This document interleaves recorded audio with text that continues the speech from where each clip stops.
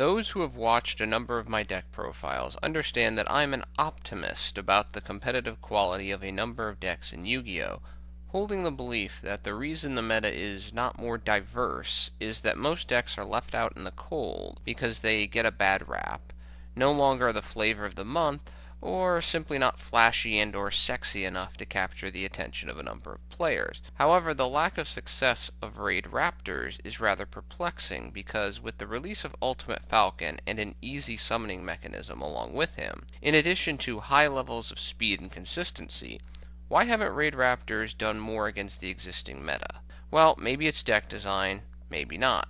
Let's see what my Raidraptors deck looks like. Not surprisingly, let's begin by looking at all of the direct Raidraptor support.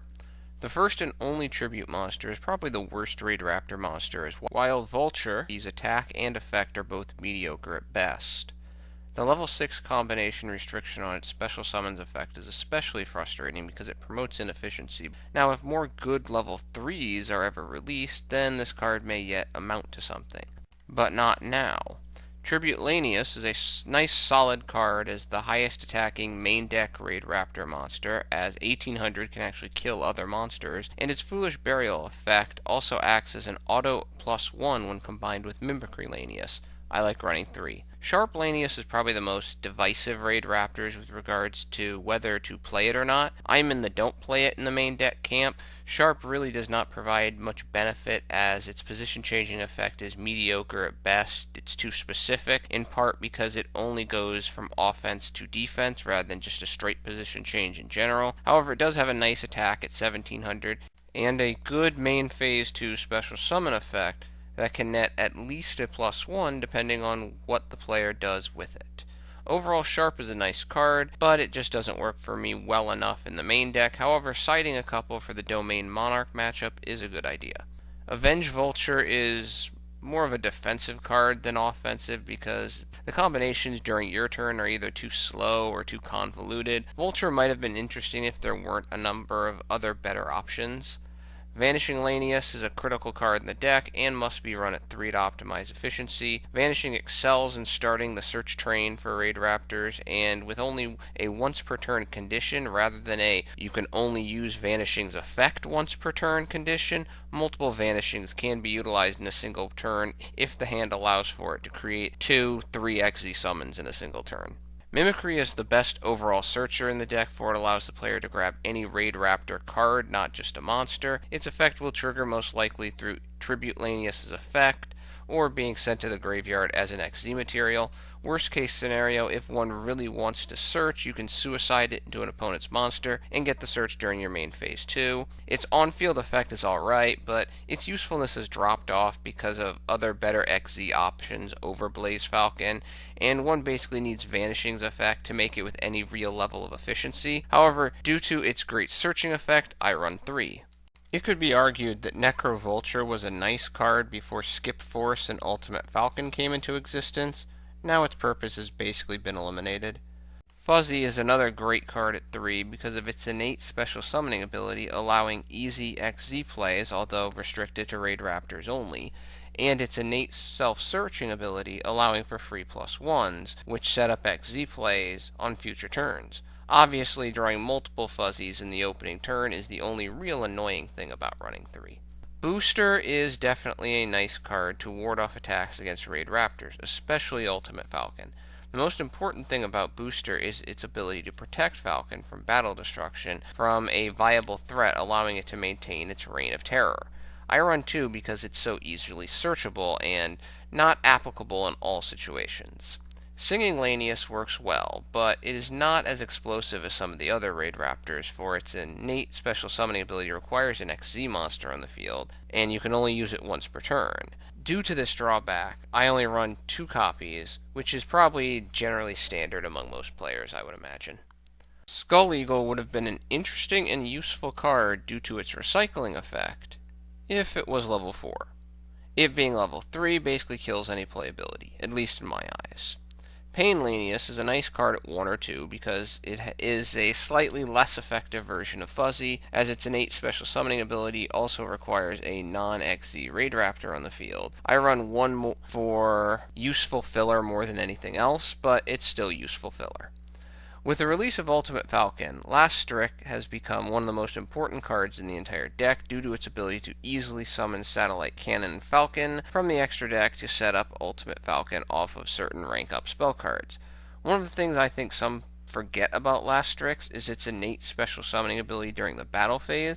Giving up a Raidraptor monster and 1,000 to 2,000 life points to get Ultimate Falcon on the field is a trade I think all Raidraptor players should be willing to make, especially if they are weary of opponent effect veilers. However, because Last Strix is basically worthless until you have the appropriate rank up spell in your hand or graveyard, and due to the great searchability of Raidraptors, I only run 2. When one reads the effect of Ultimate Falcon, one can only laugh at the fact that Clefort Towers is still banned. One could weakly attempt to argue that Towers is banned because it's searchable, but Falcon can be summoned via Last Strix effect and one of 3 different rank-up spell cards. If Last Strix did not exist, then maybe Falcon would be fair. But realistically, as it currently stands, Falcon is not fair. Falcon can only be removed from the field once established by battle, which Booster makes much more difficult, or by kaijus, or similar monster tribute. Basically, when Falcon hits the field, for smart Raidraptor players in non-mirror matches, if the opponent does not have a kaiju-type monster, the duel is basically over.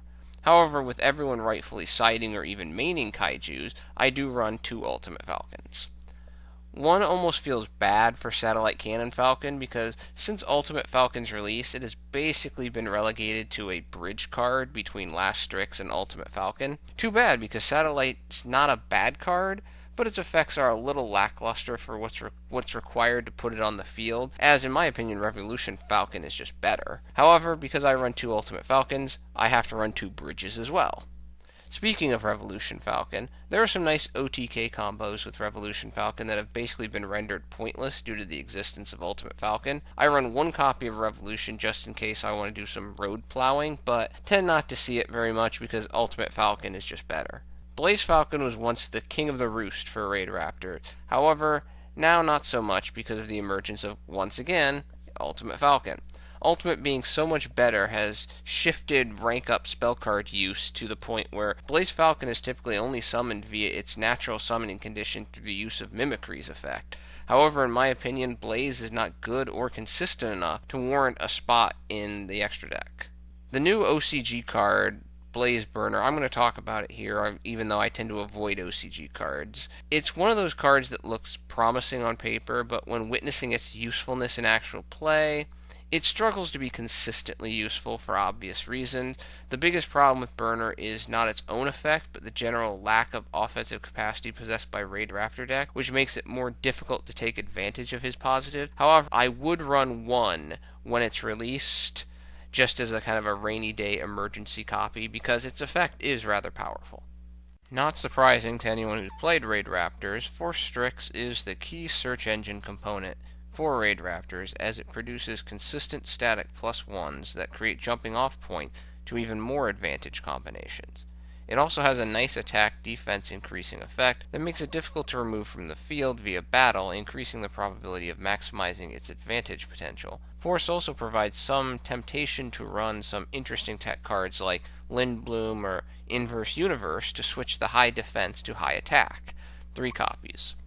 Rise Falcon is a nice field clearer because due to its effect it will almost always have the highest attack power versus all of your opponent's monsters if they have any special summon monsters, as most special summon monsters typically outpoint normal summon monsters in most situations when it comes to attack. However, with the emergence of new battle defense traps and solemn strikes, its usefulness due to the required 3 monsters has waned a bit. I run 1 copy. Fiend Eagle is not a bad card, but its summons is rare because of the level 3 requirements, and the potential level 3s in the decks are of limited quality, making both them and this card difficult to rely on in the clutch.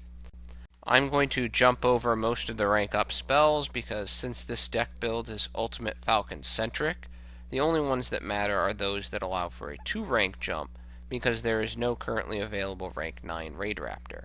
Thus, the only available options really are Soul Shave Force, Skip Force, and Astral Force.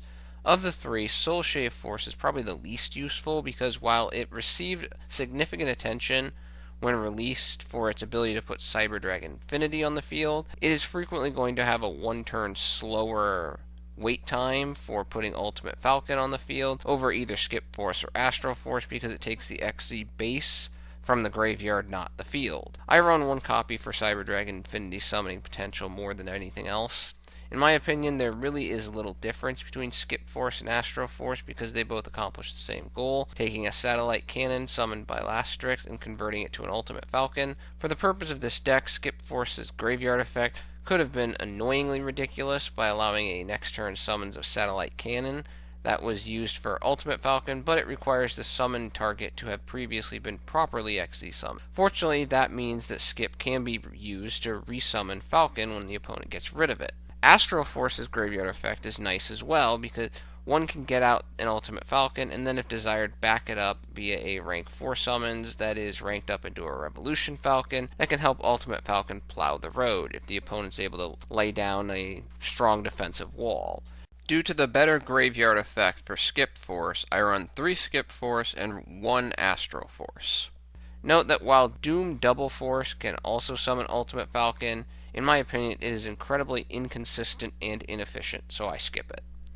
Raidraptor Call is a solid card, but I just don't have the deck space to run it. The big problem with Call is that there is already a lot of searching for the deck, so there's nothing really unique about Call. It is basically just one possibility of many, but not essential in any real way. Also, the only real valuable double Raidraptor to have on the field, in my opinion, is Vanishing, and outside of first turn, it's really not that useful. Raidraptor Nest is a better searcher than Call due to its continuous nature, and its activation condition is not difficult to meet. Also, scooping things from the graveyard never hurts. However, I only run one copy of Nest because multiple copies are irrelevant due to the Nest can only be activated once per turn condition. My opinion on only running one is that if my opponent destroys it, then he or she destroys it, no big deal, because Nest is just another searching option. It's not essential. But if another person wants to run a second copy, that logic is certainly understandable. Raptor's Ultimate Mace is just far too reactionary for my taste, relying entirely on the opponent to drive the action. If the card said something like, when the equipped monster battles, instead of when the equipped monster is targeted for an attack, then it would be dramatically better, but possibly too powerful as well. This card is one of those unfortunate anti-Goldilocks cards in a sense, where as it is now it's too weak, but a small change would probably make it too powerful, largely thanks to the existence of Ultimate Falcon. Readiness is a common staple in most Raidraptors decks. While in my opinion Readiness does almost nothing directly to help you get Ultimate Falcon on the field, it does buy you a turn, which is an extra draw, and Ultimate is the type of card that can take a player from about to lose the duel to inevitably winning the duel.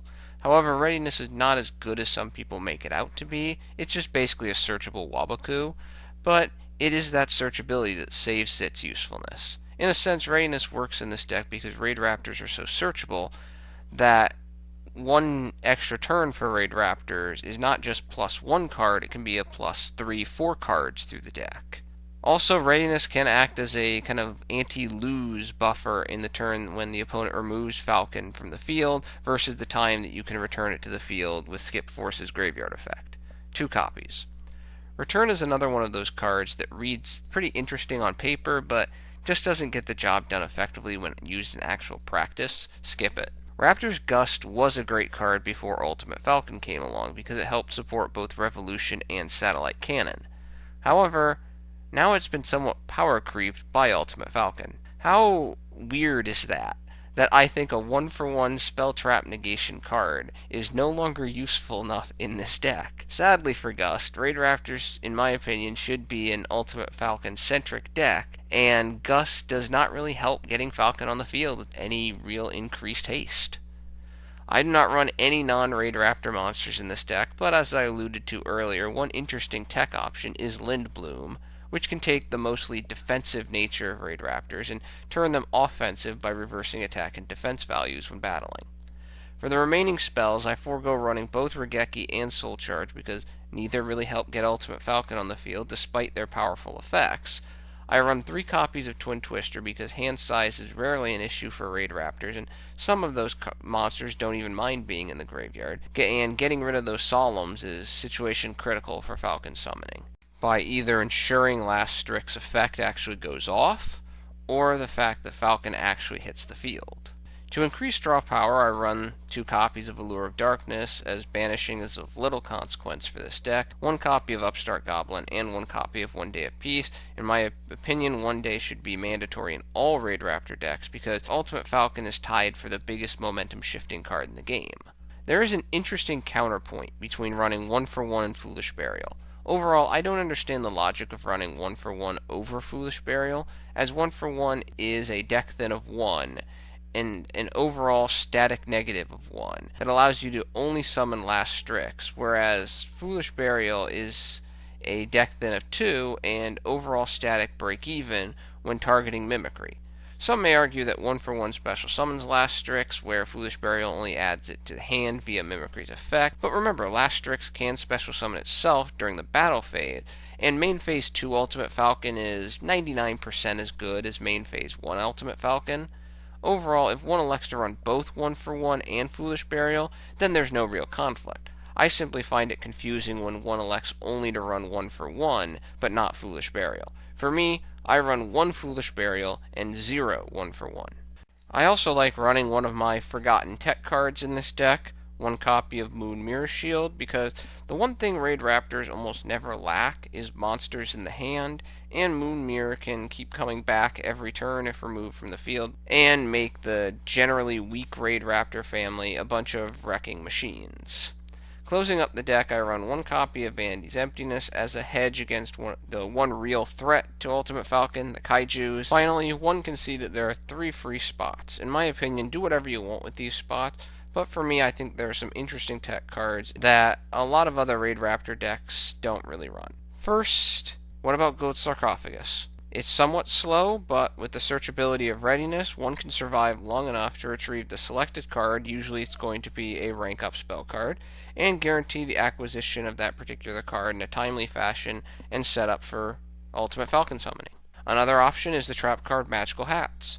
Both Skip Force and Astral Force have graveyard effects, so putting them in the graveyard via Magical Hats can speed the acquisition of Ultimate Falcon to the field, and heavily limiting the ability of the opponent to OTK. What about Icarus Attack?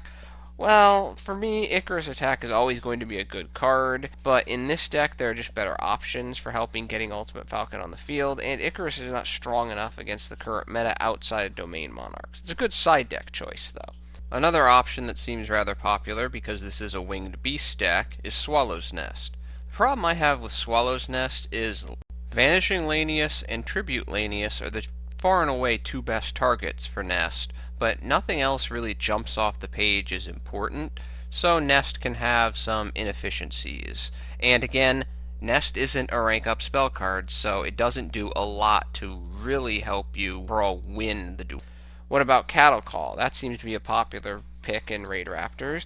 Well, if there was ever a deck to run Cattle Call, it is certainly this one, but without a rank-up card in hand, or a card like Interdimensional Matter Transporter on the field, Cattle Call is dead, and with last Strix being so highly searchable in this deck, that potential inefficiency doesn't interest me. Overall, I would run a 3rd last Strix before running any copies of Cattle Call.